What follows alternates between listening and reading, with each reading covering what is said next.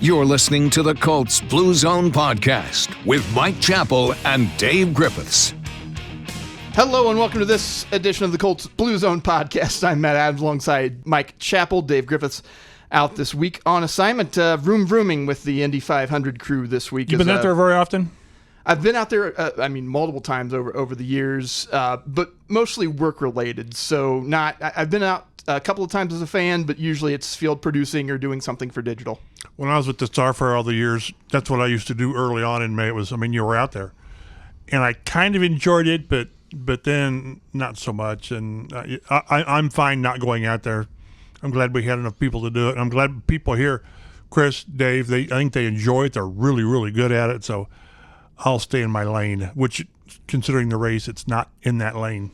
Well, it's a great atmosphere out there. I've been able to go to the race a couple of times, but usually since like 2012, I have done a race day live blog for the station. Wow. All years except for 2016, I got to go to the race. It was the 100th running. My father-in-law had tickets. I got to go to that one. Ooh. Other than that, this year I'll actually also be missing the 500. My niece has a graduation party. There are priorities. There are priorities, but not often, because it's only like the third or fourth time I've not worked on race day. But hey, we're not talking Indy 500. Right. We're talking Indianapolis Colts football and the NFL releasing the schedule yesterday. I jotted down a few of my thoughts. I'm sure Mike will offer some of his as well. Just some key dates. The Colts will open the preseason versus the Denver Broncos on the 11th of August. They'll also play Denver in the regular season. It doesn't happen often. It does happen where teams play in the preseason and meet in the regular season. It just has to out of necessity, but it does seem to be rare. The Colts and Bengals will renew their preseason series on August the 22nd. According to many sources, that's going to be a Prime Video game. So I hate that. That will be one of the few, and I'm sure one of the local places will cover it. We'll carry the game here. I know we'll probably try to get it for Fox 59 or CBS 4. But that is pretty much their only. They have one other primetime game this season, so this Prime Video is really the only chance for other fans to see the Colts in primetime this season. This is where, and we've talked about this before. This is where the league is going for revenue, is Amazon and Prime and Netflix. I understand that. I just don't like to see the league possibly limiting access to such a great product. And I know if people are that interested, they will get, worst case, they'll get the free subscription to whatever, outlet and all that. I just don't like to see them do that. But one thing on the preseason is, prior to the Arizona game, the second game, the Colts will scrimmage joint practices with Arizona. There are things that there might be a joint practice with the Bengals in Cincy. Okay. I think the game's on Saturday. That if it works out, they would scrimmage on Thursday. So it's just so invaluable for players, young players, old players, whatever, to see different things, different formations, different personnel. After a couple of weeks in camp, you get tired of beating on each other. And I think for Anthony Richardson, the more different things he sees, preseasons obviously, and it is better because he played 4 games last year, so he needs to play. We'll see what they do preseason wise with Richardson. It's one of those, again, he needs to play, but how much? Does Joe Flacco need to play in the preseason? Absolutely not. No, he doesn't need to play in the regular season. Well, Mike. that's true. This is an insurance policy. You hope it was expensive, and you never needed it. They'll carry a third quarterback. Is it Ellinger? Is it Slovis? I don't know. We'll see. But you're going to carry 3, and that third guy, if you carry 4, which maybe you do on a 90-man roster, that'll be your. This is what's going to happen in preseason. The third quarterback's going to will play great, and people are going to say, "Well, he's got to play. He's got to find time to play in a regular season." No, it doesn't work that way. No, it doesn't. And that will be an interesting thing for the Colts this season as far as the preseason goes. Now, I fully expect at some point the NFL is going to push and get 18 games because Goodell floated it out there. Because this 3-game preseason is just kind of weird and unwieldy. And then during the regular season, it means like for the Colts this year, they've got 8 home games, 9 road games. And then the preseason, they've got 2 of their home games because they still have an even split of total games, but they've got the 2 home games and then they have a road game for the preseason. So there's just those uneven splits just bother me mathematically. It was easy to say they may go 10-6. Right. It's tougher to say they may go 9-7 and all that. So yeah, but again with the 18-game season, Goodell doesn't mention. Now it's been kind of murmured before, but when the commissioner says this would be kind of a good thing to do and go to 2 preseason games, and I don't think the fan base of season ticket holders are going to see a change in what it's going to cost because you're paying the same price for preseason. So, and maybe the players will push back on it, maybe. Although I would think 70% of the players who are younger and they don't worry about what's going to happen in 20 years or 15 years. An extra paycheck means a lot to those guys, and it's going to come because that's what the NFL wants. It's the same thing like with the combine. The league wants to move it, so they're going to move it at some point. Which is, again, too bad. Indianapolis does a great job with the combine, and people do seem to like it. I don't know if that's just lip service or, they don't want to change it or what have you, but it seems like Indy does a good job with the combine, and so something will change with the preseason. Again, it's not like they're charging you cheaper for the preseason games that are part of your season ticket package. You're still paying for those games just like you would a regular season game. Now, part of the thing is the Colts will then open the season against the Houston Texans on September 8th. It will be a home game at Lucas Oil Stadium. And one of my coworkers is from Texas, so he's a Houston Texans fan. And last year, he should probably be dismissed, disbarred from the station. But he went last year to that and bought tickets to the home game between the Texans and the Colts, the last game of the season. But he bought them early in the year, and when he did that, they were super duper cheap because the expectations for both the Texans and the Colts were rock bottom for both of those teams. Even though everyone hoped their quarterbacks had upside, no one expected these 2 teams to be in the playoff mix. It was going to be the Jacksonville Jaguars in the South, everybody else a year or 2 away from being competitive. That was not the case. But anyway, he got those tickets super cheap in order to go to that game, got a real great bargain on it, ended up being the most important game of the year for both of those teams. He was looking at, after the schedule announcement, he was looking at tickets on the secondhand market for the Texans and Colts games this year, and even the upper deck tickets at this point are in the $90 to $95 range. So you're not getting that deal because expectations for those teams are high. This is also the season opener, so it's a little bit different from something that's going to be far, far removed. But just anecdotally, those tickets are high. And then another one of my coworkers is a Bears fan. The Colts will, of course, host the Bears week 3. In week 3, I think it is. Yeah, week 3. And same type of deal with those. If you're looking for the secondary market tickets on those, those are in the $110, $120 range because Indianapolis, while a Colts market has developed obviously here over the decades, there's still a lot of diehard Bears fans, and it's a close travel distance for Bears fans as well. We have a lot of Chicago transplants, so people want to see the Bears and they want to see Caleb Williams as well. I thought the schedule was, I wrote about it last night, it's just a great way to do it. I mean, they ended the season with these guys, with Houston. 4th and 1, Gardner Minshew, make a better pass. Tyler Goodson, catch a hard one. But then to bring it back and the expectation, I think I saw the early line is Houston by 2.5, I think it is, early on. And we'll see. Who knows? But, this kind of fuels Vegas odds makers. But it's just, we're going to find out. You look at the schedule and you make out of it what you think. Well, first we know it's the best they're going to be is 16-1 because they can't win in Jacksonville. There's a game in Jacksonville. I joked pre-show that the road to 17-0 starts in Indianapolis against the Texans, and Mike corrected me and he's like, "Listen, they can't win in Jacksonville, so it has to be 16-1." But you look at it, and I think if this team is what they think they will be, with Anthony Richardson, with Jonathan Taylor, with Latu, and everybody coming back, they think they should be a contender. If that's right, then 3 of the first 4 at home, you should be 3-1. You need to be 3-1 because there is that tough stretch in the middle. Going to Green Bay is going to be tough, but again, with Houston, if you are what you need to be, you beat Houston at home. Going forward, it should be one of those where the Colts win in Indy and Houston wins at home. That's what these rivalries are. But then with Chicago and Pittsburgh, what's Pittsburgh? I mean, you simply don't know. So if this team is what it thinks it is, it's 3-1, and it's been a while since they've gotten off to a good start. It's been forever since they've won an opener. As I noted, Reggie Wayne had like 4 catches the last time they won an opener, and he's a position coach now. My goodness.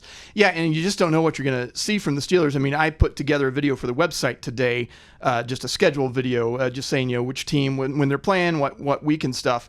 And for the opponent, you usually go and you pick their quarterback or what have you. And I picked Russell Wilson, but we don't have any AP photos of Russell Wilson in a Steelers jersey yet. Same with Justin Fields, probably. Yeah, same, So it's just Russ at the press conference of his introduction there. And I'm like, maybe I should just use a picture of Mike Tomlin instead. But I went ahead and went with Wilson. One of my friends TJ convinced Watt, me. I don't know. One of my friends convinced me, just go ahead, use Russell Wilson. We think by week 4 he'll still be the quarterback or he won't get hurt. But you don't know because nothing is ever guaranteed in the NFL.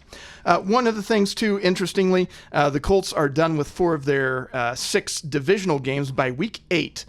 They will wrap up. 2 of their last 3 will be AFC South games against the Titans and the Jaguars.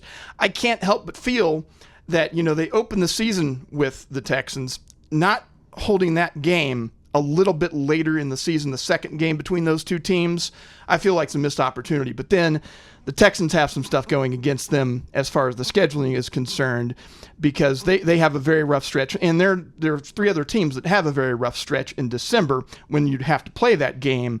And that's because of these Christmas games that they've added on Netflix. So like the Texans will play on a Sunday, and then they will play on a Saturday, and then they will play on a Wednesday. So it's like 3 games in 11 days. And all those teams, the Steelers, the Chiefs, and the Ravens, have to deal with that same sort of schedule juggle.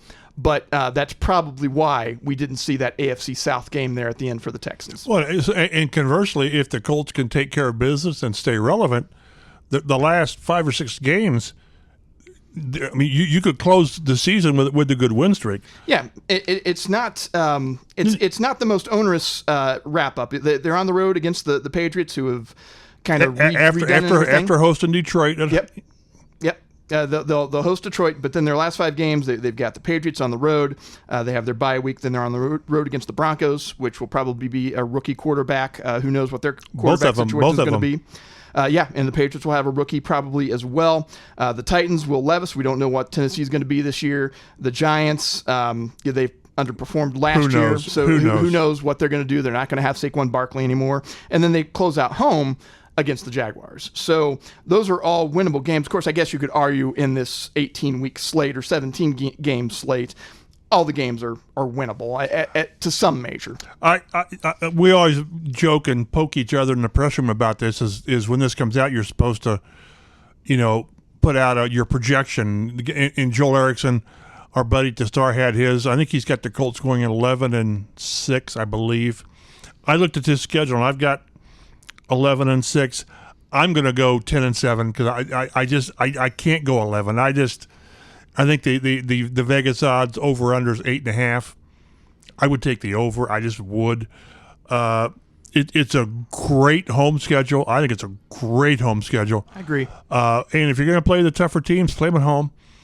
But they're going to see most of the first round draft pick quarterbacks. Yeah, 4 of them probably. 4 of them, yeah. But if they play, so that's always going. And then you've got Richardson and Stroud.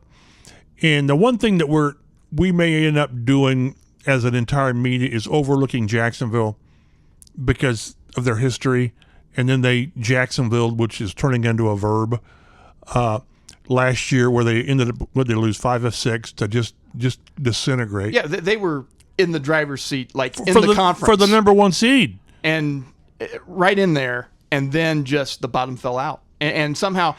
I mean, because we ran the scenario numbers for the last 3 or 4 weeks of the season on, if this team loses, that team wins and stuff. And it was just like Jacksonville really has to blow it in order to not win the division, and somehow, improbably, they blew it. Now, again, we'll find out again, or we did a little bit, that Trevor Lawrence was dealing with a lot of stuff. And it started with the Colts game. I think it was here. And he rolled out, and maybe it was down there. He was down there. He rolled out, and he got whacked late. In a game that was already out of hand. In a game that was over, basically. So, but that's how it always is. And we can – I've not looked at your outline. I apologize. Oh, it's fine. So I'm bouncing around. But some people are upset with the one primetime game. You got to earn them. I just want to say, if I had to go to the league and say this is my argument for more primetime games, we think AR is going to be pretty good, but you don't know. I think it's laughable that some teams get 4 and 5, whether it's the Raiders, the Jets. I understand if Aaron Rodgers is playing at a high level. I understand that. But Dallas every year, and, of course, Kansas City, they should be primetime. I wouldn't mind them being primetime every night or every week. We went through that with the Peyton Manning years. And whatever the maximum was, whether it was 6, I don't think the year had 7. You had 6. I think you had 5 and you get flexed into 6. That's what they had. When you're a good team, a really good team, you play prime time. And when you're not, you've got 1 o'clock starts, and the Colts have got, once again, 15? Yeah, I think it's 15 out of 17 games, because they've got the one primetime game against the Jets, and then their game against the Broncos is in Denver, and that's the 4 o'clock window start. So that you earn it. You earn your time slot. I would again argue that all those years the Raiders always found their way onto primetime, no matter how bad they were. But from a media standpoint, especially back when I was at the Star, we had actual deadlines for get copy in. 1 o'clock is nice. I was surprised they didn't get a Thursday night game, at least Agreed. one Thursday night game this year, and they were one of 6 teams that did not get a Thursday night game. 2 of the other teams are AFC South teams. I don't mind not getting Thursday. No, I don't. But if you're the team, you want exposure. You just do. Right. And that's the way you do it. Thursday night games, I hate them. Players hate them because of the play and recovery time is so quick. But again, I guess it's just a reflection of. I'm not sure I can remember where I've covered a team that I think's got a chance to do something. I mean something. And is so much under the radar that it's almost like the Knicks and the Pacers, where whenever you watch ESPN or whatever, it's Knicks. It is. And by the way, they're playing the Pacers, but that's kind of where. But again, that's what you earn. Although having said that, they were 9-8 last year. It's not like they were 4 and 13 and just awful. They were a pretty good team, but this is such a different team because it's a different team because of the quarterback, and you just don't know.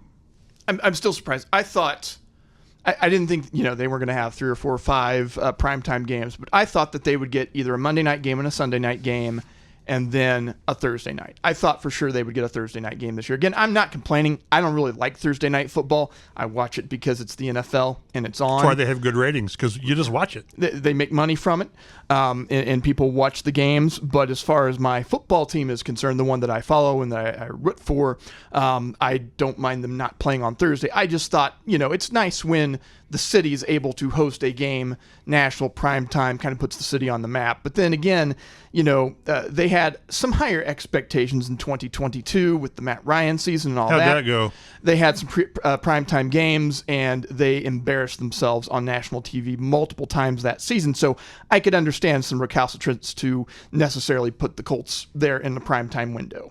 The biggest argument for another primetime game or two would be Anthony Richardson. And the interest level, the mystery level. I'm not sure how much the league wants to do that, because if he's not that guy, then again you're back in 2022 and you're laying eggs on prime time. But still, I 1 more would have been nice. 2 would have been the extreme. 2 more would have been the extremes. Yeah. But again, win the division this year, make the playoffs, and play well. You find yourself on prime time real quick. I was really thinking that there would be a later season, mid to late season Texans-Colts game in primetime, because you'd have your two young gun quarterbacks going up against each other. And I really was surprised when that schedule came out yesterday and they wrapped up with the Texans on week 8, and neither of those meetings were in primetime. I'm not sure. I should look when the flexing starts in the last third of the season or whatever. There's none of these games you can say, yeah, I could see them flexing the Giants and the Colts. Tennessee and the Colts, Denver and the Colts. Last time we had a primetime game in Denver, wow. It was 12-9, and there were 10 sacks and 4 interceptions. So you needed an end zone interception to win the game? It was awful. Oh, that was but unwatchable football. It's one of those where, yes, you can win ugly, because they did. But and they still won the game. But, depending upon how the division shakes out, maybe the Jacksonville Indy game there, the home game, could maybe get flexed or end up in that Saturday window like the Colts did a couple of times last season. Most of the regular season games, for a plug for the stations, will air on Fox 59 and CBS 4 by virtue of not having any mini primetime games. WTHR, NBC will have the November the 17th game between the Jets and the Colts, but that will be in the Jets Stadium. And again, the Colts will play twice in MetLife Stadium next season, because they play the Jets, they play the Giants. Both games are on the road. They play in the same stadium. So, that's kind of one of those little curiosities. I don't think that happens much to the Colts very often. Again, we said 8 home games, 9 road games. Strength of schedule is 21st in the league, and that's based on the winning percentage of the opponents that they had last year. They have 7 games against playoff opponents, but they have 6 playoff teams that are on that schedule. So let's see, who are those playoff teams? You had the Texans, you had the Packers, the Steelers were a playoff team, the Dolphins were a playoff team, the Bills, and the Lions, I think. And most of those games are home. Yes. 5 of the 7, I think, are home. Yes, I think you're right. And again, just very casually, quickly doing my win-loss on the schedule, I've got them beating Buffalo at home. Again, this is if this team's what you hope it is and it's playing well. I want to see how Buffalo plays after. Yeah, they lost one of their main guys, man. Yeah, and Gabe Davis, who was probably the reason, really good number 2. Probably the reason that the Bills beat the Colts in the playoffs back in 2020. 2 or 3 outstanding plays. So they lost a bunch. They lost 4 or 5 major players, but they've still got the quarterback. We talked. And it makes all the difference when in the you've world. got the quarterback. I'm telling you, folks, and anyone who's watched the NFL for any time, he gives you a chance, whether it's Manning, Luck, whomever. He gives you a chance no matter how bad the rest of the roster is. And again, no Thursday night games for the Colts. They will close out the season week 18 against the Jaguars. We mentioned this briefly, but I'll just go through it real quick. They could face it. We don't know if any of these rookie quarterbacks are necessarily going to work out or necessarily start for their teams, but it's very possible the Colts could face 4 of the 6 quarterbacks drafted in the first round during the draft. You've got Caleb Williams for the Bears. I think he will definitely probably start by week 3. J.J. McCarthy for the Vikings in week 9. Drake May for the Patriots week 13. Bo Nix for the Broncos in week 15. I think it's highly likely they may face all of those guys by virtue of the fact that 3 of those games come after week 9 or later in the season. And so if teams were kind of like, we don't know if he's ready to go yet, we maybe want to use our bridge guy for a few games, that period of the season will have been over by that point. And then going in, we may know by week 1 that all these guys are going to start anyway. We just don't know. Well, Caleb Williams is going to start. Yes. And I would, as I mentioned in my story, I would much rather face someone like that early. Before he really gets up to speed and is he's still figuring out defenses and all that stuff. I liken it to, Stroud still threw for almost 400 yards against the Colts in their early matchup, but they had some offensive line problems. The offensive cohesion wasn't quite well. And a lot of that damage that Stroud did against the Colts was in garbage time of that game. Two fourth-quarter touchdowns, I think. But that said, they faced a much different team and a much different C.J. Stroud at the end of the season than what they had in the first game. One, they won early in the season. Late in the season, they didn't. Yeah, you're going to be able to, you want to rattle any quarterback. You really want to rattle a rookie quarterback, and you normally can. and to do it early, to the extreme, Sam Ehlinger going to New England. Now, Sam wasn't a rookie, but he hadn't played a lot. You can just do things. Was that the Matthew Judon game? Yeah, they gave up like 9 sacks, and it was they set offensive football back a long way. But that's what you want. And these teams nowadays, they seem to err on the side of playing rookie quarterbacks right away. It's really rare. I mean, it happens, but it's rare where you let a guy sit for a while. So I just think when, like in Denver, you took him, and whether the rest of the league or whatever agreed that you took Bo Nix, so he's your guy now. So unless you get in camp and you just don't see it, you play him. Well, yeah. I mean, I think, what happened with Jordan Love in Green Bay is kind of the aberration in the league, which is it used to kind of go that way. You sat your guy. You didn't mind having Patrick take the Mahomes clipboard. sat. Yep, sat for a few years. But, of course, then at that point, the Packers had Aaron Rodgers, and Jordan Love needed some development and all that stuff. And they were trying everything they could to get Rodgers out the door, sort of, but he kind of kept staying. And then they finally did get him, got him to go to New York. And then Jordan Love had a very nice season for them last year. So it can work out. It always depends on the situation, depends on who's your current quarterback, depends on if you've got Kirk Cousins and you've decided to draft Michael Penix in the first round. When will that guy get to play? We just don't know. And then I did see something from owner Jim Irsay that he tweeted either last night or this morning. He made a note that this will mark the first time in 15 years that Indy won't have a home game for Thanksgiving weekend. Oh, so we can sit and have dinner, those of us that don't travel, and enjoy food without worrying about it. Yeah, and they've been home, I guess, for many of those games, and I assume if that's 15 years or more than a decade, probably some family traditions there of going to the Colts home game that weekend. Some other stuff that we noticed. This is just some other general NFL. Any other final thoughts, Mike, No. on the Colts I like schedule? the schedule. Put me down for 10-7 because I don't want to go 11-6. I think 10-7 would probably be my. Yeah, that's basically the 9-7 of the 16 games. Well, the question schedule. is that good enough? To get you in the playoffs? I don't know. I don't know. I mean, it almost was, but they almost got there last year and didn't quite.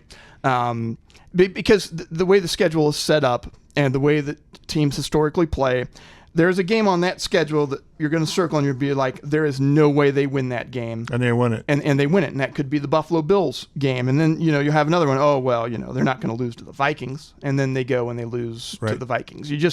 That's the fun of the league, is that from week to week, you just sometimes don't know what to expect or what's going to happen. I think that's why NFL's been so popular, especially over the last few decades. They will have Christmas games on Netflix this year, and there was some kind of the background of a bidding war over who was going to get to host these playoff games on Netflix, or who will get to host these Christmas games, and that will end up being Netflix. So you'll get Steelers and Chiefs at 1, and then Ravens and Texans at 4 p.m. Christmas is on a Wednesday. Get used to Christmas football. I know they're going to try it for at least a couple more years and see what happens. They played on Friday last year. Holy smokes. Is Tuesday the only day they won't play on? I can't remember. I think that it is. And I think the Chiefs play every day of the week except for one day of the week this year because of the amount of primetime games and stuff that they've got. The league knows that it can put a game on any time, any time of the day and any day of the week, and people will watch it in droves. And Mike, they care so much about player safety that they're doing a game on Sunday, and then they're playing a game on Saturday, and then they're turning around and playing a game on Wednesday, and there's 4 teams that have to deal with that. The Colts had that a few years ago, three games in, I guess, 12 days? I don't know what it was. Yeah, something along those lines. And players just said, it takes a player, you play Sunday, they start feeling, especially, let's say, mid-season, they start feeling okay like Thursday, because it takes a couple of days to kind of get back to where you're not just feeling awful, aches and pains wise. So that's why 18 games, a year or two, whatever it's going to take for the bargaining. But yeah, they talk player safety, good for them, and then they do this, and it tells you, yeah, if the revenue's there, player safety's secondary. The revenue is always going to right. triumph, and you're going to have to. It will depend, but for most people, in order to watch all the games this season, you're going to need a Peacock subscription. You're going to need Prime Video subscription. You're going to need Netflix in order to watch I've games. got Netflix. I got Prime. I've got Apple. Doesn't figure in, right? Or is that behind the game? Not yet. Not yet. I saw somebody said that if you wanted for 6 months to watch all the games, was it $1,000? That would probably be about right. When you start figuring all that stuff out, and people will either watch it or they won't. And if the league has done, they're not going in here blind. They've done their work. They've done the bean counting, and they believe this is the next phase. And it's like once you do it, you never go back. No, you'll never go back. So it's only going to be more, and they have to believe that they're not going to lose their fan base. Well, they're not going to lose enough of their fan base to where it matters in comparison to the revenue they're adding. Well, I know that, goodness, they had that exclusive playoff game on Peacock last year. I hated that. What was it? It was the Chiefs and Dolphins. Holy smokes. A good, matchup. I feel like if you're going to put a regular season game and it's going to be exclusive on Peacock or whatever, and it's two teams that, maybe I don't necessarily care about, okay, that's fine. I feel like playoff games, man, should not be exclusive to these carriers. Now, if you lived in those markets, one of your local TV stations picked it up. But if you're a Chiefs fan outside of that market, then you would have to have, that subscription in order to do it.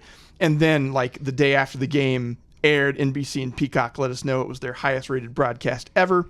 They paid a lot of money to get that. And I'm like, well, can they make that up in subscriptions? Well, apparently, yes, they did, because they have not yet turned a profit, I think, on Peacock, but they are starting to round that a little bit. They attributed part of that success to the number of subscriptions they were able to draw. Free subscriptions, and then they figure that 70% of the people kept the subscription. You'll let it lapse, and you'll get their $7 or whatever it is, for a couple of months, and then maybe you'll realize, oh, maybe I should cancel that. But it's definitely worked for them. The season opens on September the 5th. That'll be the Ravens and Chiefs in a rematch of the conference championship game. Eagles and Packers will play on Friday in Brazil, and the NFL's billed that as the first regular season game in South America. I did not list the other international games. I probably should have, but they've got 3 in London, and then there's a Frankfurt game as well.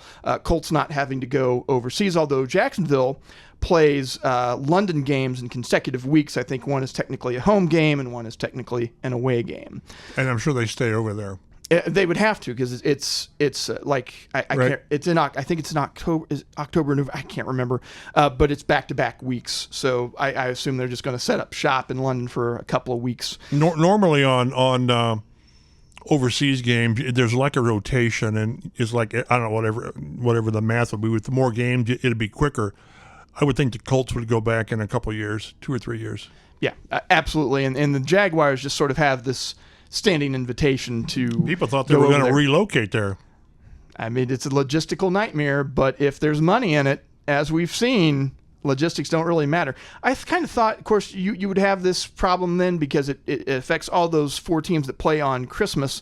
I had some thought maybe they should have had those teams play their game that's on Saturday, play that game on Thursday, so that they have a longer lead up, because teams are used to, whether they like it or not, they are used to going from Sunday to Thursday. Right. I'm not sure going from Saturday to Wednesday, even though it's the same number of days, but just from a body cycle standpoint of the recovery and all that stuff these teams go through.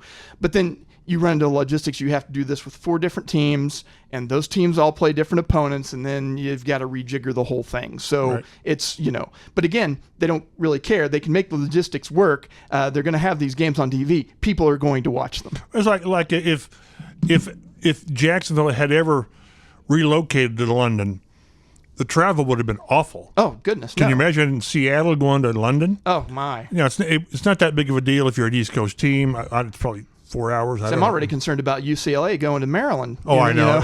And again, NCAA doesn't care. So again, money and we're making a big deal. Money, of course, money drives everything. Of course, it does.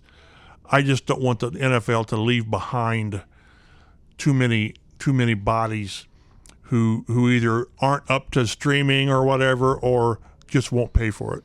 Yeah, and I mean, there are always ways to find the games if you're crafty enough. I know, but like I said, my friend David, who works in the digital department, is the Texans fan, and he found ways to watch all of the Texans games last year when they, because my stepson knows all the ways to do it.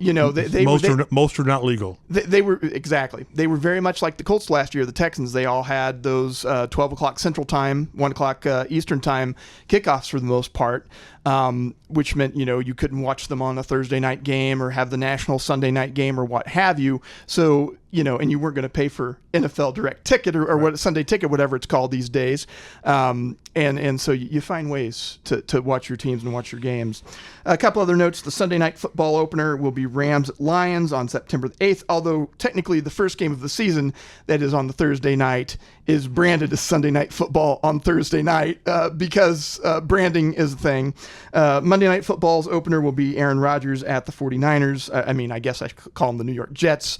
Aaron Rodgers and the Jets at the 49ers on September the 9th. And then the Prime Video regular season opener will be Bills Dolphins on September the 12th. That is in week 2. And again, the Colts nowhere near that Prime Video slate this year. And 2 other AFC South teams not even in the mix there either. So, it's an exciting thing. I joked last podcast, we were getting all up in arms and all excited about the NFL giving us dates, which is essentially what happened here. But it does start to, at least in your head, you start to sort of see what the story of the season may be. And you don't have all the variables. You don't know who the starting quarterback's going to be for the Vikings in week 9 necessarily. But you start to see some of the things that the Colts have going for them in this season. 3 of 4 to open the season at home. First time since, I think, if I'm right, was 1988. I think I read something similar along those lines. Right. Then they have a rough stretch after that. It's pretty rough after they have those, like you said, they need to hit 3-1 on that opening stretch, because then it's 4 out of 5 games on the road against some pretty tough competition. You get a couple of conference games or divisional games in there, actually 3 divisional games in there. Then you're at against the Dolphins at home. That's supposed to be a pretty good team. Minnesota's not been a very friendly place for the Colts to go either. 33-0. So that's tough. And then after you get through that little spill, then you're against the Bills. You've got the Jets in your primetime game on Monday night, and then you got the Lions. So, that's a pretty tough. It opens okay for the Colts, and it closes pretty well for the Colts. But the middle of the season there looks like a pretty tough stretch for them, just with the amount of road games, the amount of travel. It's not long distance travel necessarily. It's just the fact that you're not at home. I think I saw that they travel the 3rd fewest miles. I read that. I think either on NFL.com or ESPN.com when I was looking for it. And I don't have the exact mileage, but yeah, they had the 3rd fewest mileage. So, because they don't have to really make any West Coast trips or anything, except for Denver, I guess is probably their farthest travel. If I'm Shane Steichen or Chris Ballard, yes, you want to know what the schedule is just because. But I think what you want to know is who's the opener. Because now all the things they do getting ready for the season during OTAs and minicamps and training camp, you're getting your team ready. At the same time, you're preparing at some level for Stroud, because that's who your opponent is, and the way these guys are, you get into that 7-day cycle. You just do that. That's how the NFL works. Well, this is longer than a 7-day cycle, because now you can, to some level, you're preparing for Houston. Houston's the first game, and for the Colts and the coaching staff and all that, the only game that matters is the next one, and the next one's Houston. And it's like still surprised it's not a primetime game rematch of a game that went down to the wire in the season. One team got in, one team didn't get into the playoffs because of that, but they're going to play both their games at 1 o'clock. Well, again, it's just that what would the perception have been had Minshew completed 4th and 1 and the Colts finish as AFC South champs instead of Houston? Would the narrative still been that Houston is a 3-point favorite because of Stroud. Stroud proved that wasn't a fluke season. No, it wasn't. No, not at all. They're as loaded and set up at the right positions with young talent as any team in the league. They really are with the young coach. And the Colts, you just don't know. That's why I think, again, as we've talked about, I think a lot of the lack of prime time is you just don't know. Yeah, they could be really good, and if Richardson, isn't that guy, or heaven forbid he's hurt again, which I'm not entering this season with the I am not entering this season with the idea he's injury prone. I'm not. We've talked about the injuries, fluke, this, that, and the other, concussion, all that. But did we see enough legitimate football for him to think he can have Stroud's type of season? Sort of, I do, but he only played 4 games, and if you take out the time he missed, he played 3 games.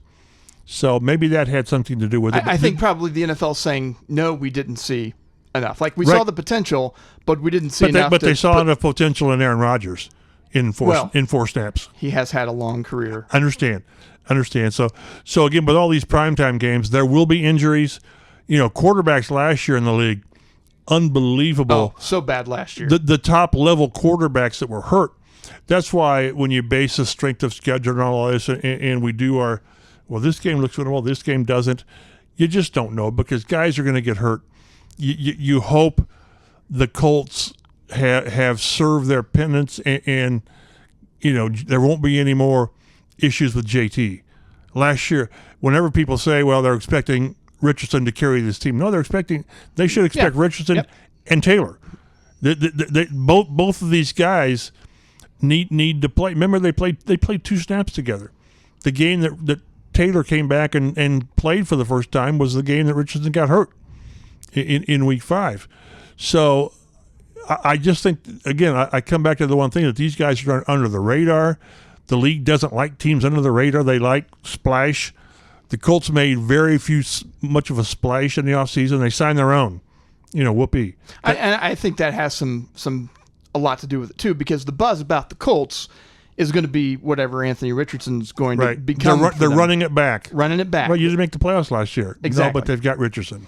And it would have been interesting if they had won. Minshew probably not back and, gets himself a new contract just like he did in the offseason. If they had won and gotten to the AFC South, won a playoff game, I still don't know if they would have gotten the Houston Texans 6 national games that the Texans have probably this not. year. But would they have approached the offseason differently? They may have. Maybe. I don't know. Because they really, really believe in the players that re-signed with the Kenny Moores and giving Pittman the big money and all that stuff. So maybe they wouldn't have. But again, I just think that the league loves splash. Mm-hmm. They love things that are sexy. And who the won Colts the are not sexy. offseason, Lombardi and all that. Well, right. We've seen a lot of teams that do a lot in the offseason and get little done. So, again, I think it's a good thing that they're under the radar. The expectations internally should be high. The expectations in the fan base should be high. That should be the case every year. When you don't have that, what have you got? But I think the expectations nationally, if I had to guess, from all the national buzz, I bet most people have the Colts 3rd in the South behind Houston and Jacksonville. 100%. I just do. And, Tennessee, I just think they've got a ways to go. Yeah.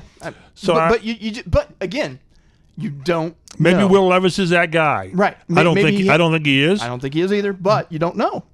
And again, did we see Jacksonville being the old Jacksonville? Or was it just one of those things? And, we may see how Jacksonville believes because with all these quarterback contracts, Trevor Lawrence is due for the big one. Are they ready to give him, what is it, $55 million now? It's probably the going price. And a rabbit hole we won't go down. If Anthony Richardson is the guy, what's he going to get in like 2 years? That's not that far away. $60 million? And to really stick it to Colts fans, what would Andrew Luck be making right now? Holy smokes. But that's the market, and it'd be really curious to see how convinced the Jaguars are that Trevor Lawrence is the guy. So we'll know soon because there will be a deadline, and they'll have to figure it out. Dak Prescott. I mean, he's got to be rubbing his hands together with all this. Absolutely. And Dallas sitting there waiting and waiting and waiting. The price to re-sign the guy just goes up and up. Keep your quarterbacks, man. That's all you can say. If you got one, it's the good news, bad news. The bad news is you got to pay the guy. The good news is you got to pay the guy. Right. Because he's worth it. So, and then you got Daniel Jones, who we'll see in week, whatever it is, 17. You have no clue, and he's a $40 million quarterback. Holy smokes. And that I did say 15 out of the 17 games would be at 1 o'clock. There's an asterisk by that because we don't know what the 17 and 18, they're TBD on that. So they could easily be 1 o'clock games, but depending upon stuff like one could get shifted to a 4 o'clock on a Saturday or something like that. All right, so we'll move on from the NFL schedule and how the Colts are looking there. Talk a little bit about the Colts rookies. Mike, they've had some signings in the past week. Since we've done the podcast, they've got, 8 of their 9 guys under contract right now. A.D. Mitchell's the only one. And we're anticipating that'll probably happen soon because there's just not a lot of wiggle room with these stuff with the NFL rookie scale. It's probably goes on how much of the contract you want to guarantee for a second-round pick. First-round picks are guaranteed.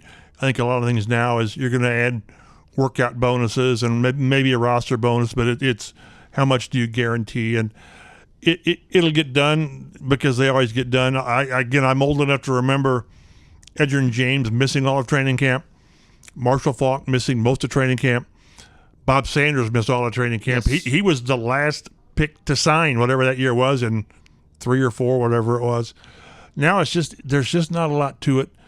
The last one last year, I think, for these guys was Richardson a few days before camp, but they just don't miss time because it's slotted. And on top of that, these guys are participating anyway. So they're getting their work done. It was important to have rookie minicamp last weekend on Friday, Saturday. Steichen gave them Sunday off. Oh, okay. Because had they been originally scheduled for a 3-day normally minicamp? Normally it's a 3-day camp. Okay. And it may have been last year, but what he thought is, let's give these guys a Sunday off because you practice Friday, Saturday. If you practice Sunday, then the vets come in and you're practicing the next 4 days, 7 straight days. Then you're risking hamstrings or whatever. So I gave them Sunday off.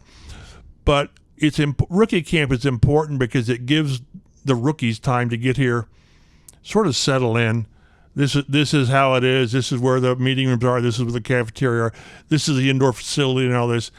And then the vets come back in on Monday, and you just kind of hit the ground running. So it's sort of like, I've always said, like college, the orientations you went to as a freshman. So, but yeah, they'll get going now. They've got an off-season workout this week, and then next week is when the official OTAs start, where they've got, I think it's 4 days and 4 days. And then we get 1 day, we get to watch 1 day. So we'll actually see Richardson throwing, which is always, proof of life type thing. Right, absolutely. And then the 3-day minicamp, and they're done. First week of June, they're done, which is a week earlier than normal. So and then we won't. There will be stuff going on. We'll hear different things, but they won't really do anything until training camp, which will be probably the last week or the last Tuesday or Wednesday of July. Right, and to go in through August. And so just to recap the signings for the Colts, I'm not going to go over the figures, but Latu, I will go over the figures for him. Number 15th overall, $17 million guaranteed, $9.2 million signing bonus, and by virtue of the fact he's their first-round pick, he does have that 5th-year option.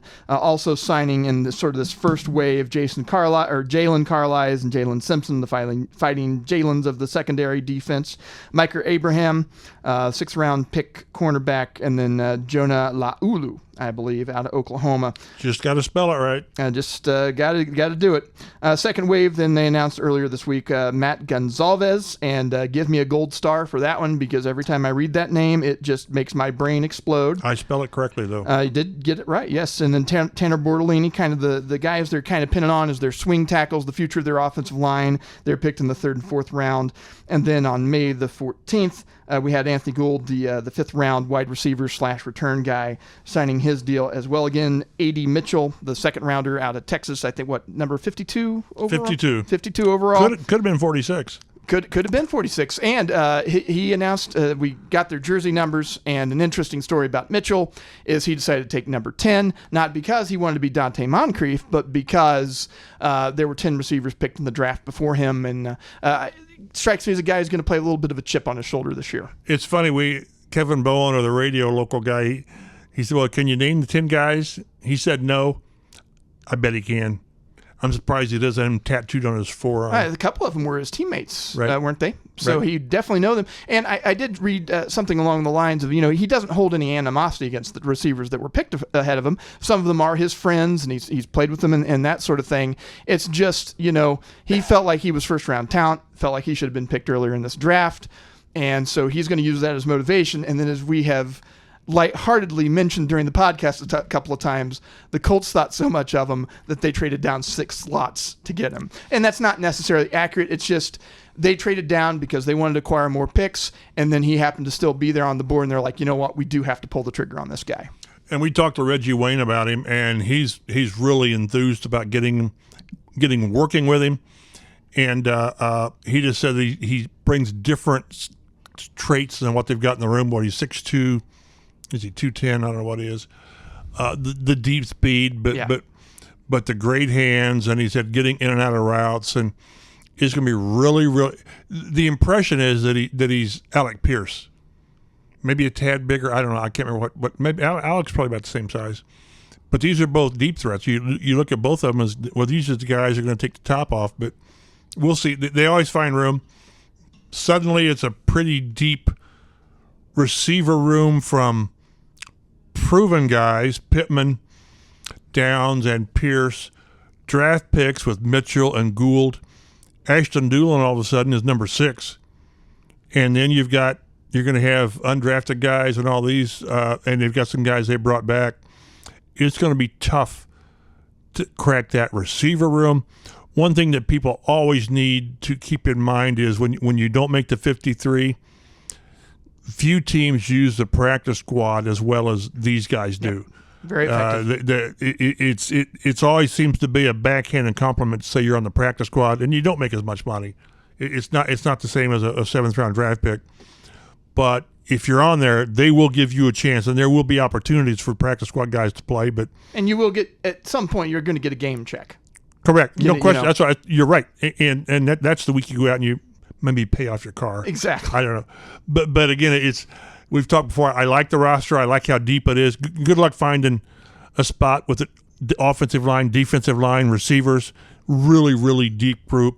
They still need, I think, a more solid backup running back. And I just wish they would get us a veteran in the secondary. Get please. A veteran, preferably at safety.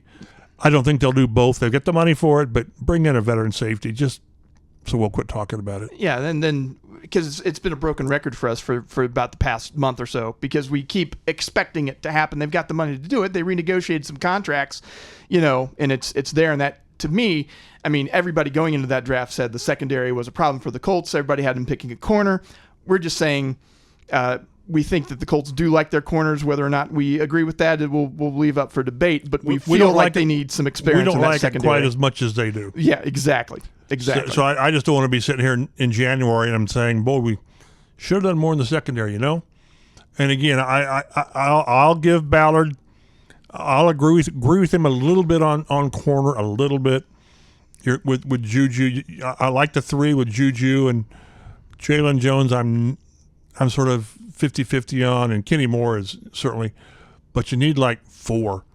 I mean, 4 that you really can play because you play so much nickel package and safety. They need a vet. I will sit here again. I'll say I don't think one of the starting safeties is here yet. So we'll see. And then Latu, what he picked, number 97, I believe, for his jersey number. Yes, and it was funny because I don't think he was allowed to. First, he didn't go to Joe Flacco. He said I had too much respect for him. But I think being a defensive end, I do think the league still has some restrictions, although Micah Parsons wears 11 as an outside linebacker. But someone said, boy, look at the history of 90s here with Freeney and Mathis. And he said, yeah, and he said, you also DeForest Buckner. So 97. I'm trying to think who wore 97 here. Cornelius Bennett did. That's the first one that came to mind was Cornelius Bennett. Which, if that's all he is, he's pretty good. So every time you see Latu, wow, he's just so quick. The quick twitch and one thing when you're watching rookie minicamp you have to keep in mind is these draft picks show why they were draft picks. Well, Mitchell's just blowing past this guy. Well, yeah, you got the second round pick playing against maybe a tryout guy. So, but you see very seldom do I think that does a GM stand there and watch and say, "Wow, this guy, we missed him." I think these guys just kind of reaffirm why they were taking a win. And when we get out there, like this week when they're out there playing against the vets, and when we get to see them next week in OTAs, that's when, is Latu still smoking? Is he still, giving Bernhard Ryman problems or Blake Freeland? One thing we did mention, we talked to Braden Smith this week. He confirmed he had knee surgery, left knee. I asked him since he was in such a giving mood, I said, well, what exactly did they do? He said, well, we'll just sort of keep that, between us. So also, I don't think he's participating yet in workouts, which is fine. I mean, it's fine. He doesn't need to be ready now. He needs to be ready in July. Yeah, absolutely. So, but he's got to be motivated to come back and play strong after a really, not lackluster, but he was hurt. Yeah, it was just in and out of the lineup, and we saw a lot more of.